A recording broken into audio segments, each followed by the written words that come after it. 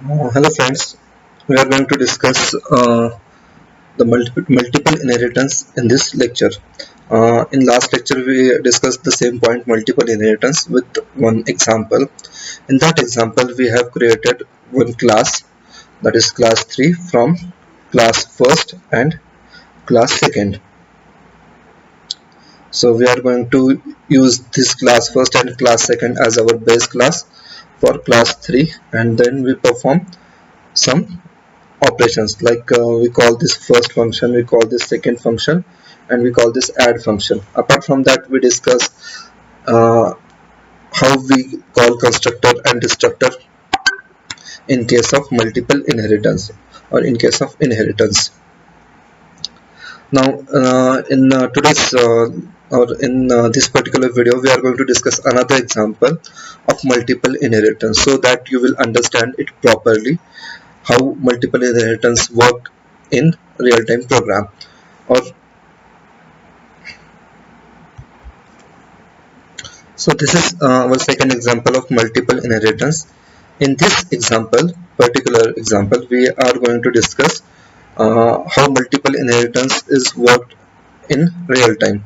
So here I have created three classes. It is a similar example. In previous example also we have created three classes. Here our class name is area, perimeter and rectangle. So naturally I'm going to calculate area and perimeter for rectangle. So I have created one class, that class name is area. I have created second class, that class name is perimeter, and I have created third class, that is class rectangle, which is going to inherit area and perimeter.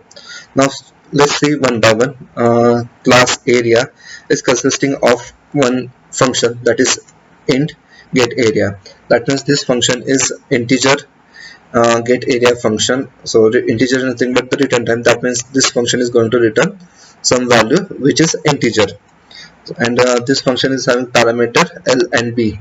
So that two parameter we are going to provide from where we call the function, and it will return the area, that is L into B. So this is nothing but the formula for area of rectangle. Similarly, I have created another class, that is perimeter, public access specifier for this function. So this function is public function, get int get parameter. So again it is going to return integer value, and it will return 2 into L plus B. So this is nothing but the formula for calculating perimeter of a rectangle. So here we finish with our two base classes, class area and class perimeter. Now we have to create another class, that is rectangle. Here you can see the rectangle class, which is going to inherit area and perimeter. So area and perimeter are our base class, and the access specifier I'm using here is public for both classes. So here I have created one class rectangle. The member of class are integer length, breadth. Then this is nothing but the our constructor for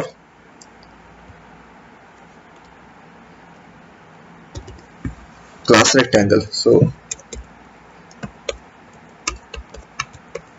constructor of rectangle class. That means when we create object of rectangle class, automatically constructor get executed, and it will provide value for length and breadth that we are showing here. So it will assign value 7 for length and value 4 for breadth. Then I have created two functions, integer area and integer perimeter.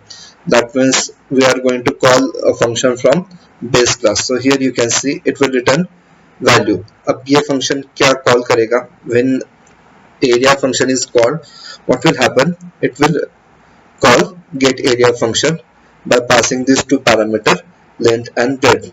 So return area is nothing but our base class name, scope resolution operator, and get area function, and we are passing these two values 7 and 4 as length and breadth.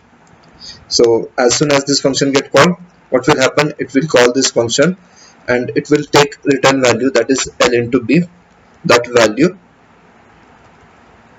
we are going to take here. Similarly, we created one function int perimeter. That means it is going to return one integer value, and similarly we are using it as we use this get area function. So perimeter, scope resolution operator, get parameter, which is a function present inside the parameter class, and we are passing the same length and breadth to that function, get parameter function. Now this is our main function. This main function, we are creating object of rectangle class, and we are displaying our output here. So rectangle rt is nothing but our object of rectangle class. When we create this object, constructor get executed. So here we are displaying area in cout function. So cout area rt dot area. So we are calling this area function, which is a part of our derived class, and ultimately it will call the function which is present in the base class. For perimeter, we are displaying by using same object dot perimeter function. So calling perimeter function. So we compile this program and execute. You will see the output.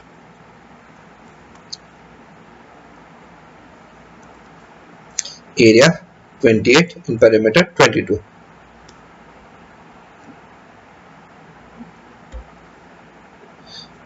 So what we discussed here, we have created two class, area and perimeter. In that we have created two functions. So get area function of our area class, get perimeter function of our perimeter class. Both function return one integer value. Then we create our derived class rectangle, which is going to inherit from area and perimeter. Then we have two integer values, length and breadth, which are the member of our derived class. Then we have created a constructor for derived class, and then we have created two functions, area and perimeter, which ultimately calling the function which is present in the base class. So area function will call get area function which is present in the area class, whereas perimeter function will call get perimeter function which is a part of the perimeter class. And in main program or in main function, we create object of rectangle, and we call area and perimeter, which are the function of our derived class, by using the same object. I hope you'll understand how to create multiple inheritance from these two examples. Thank you.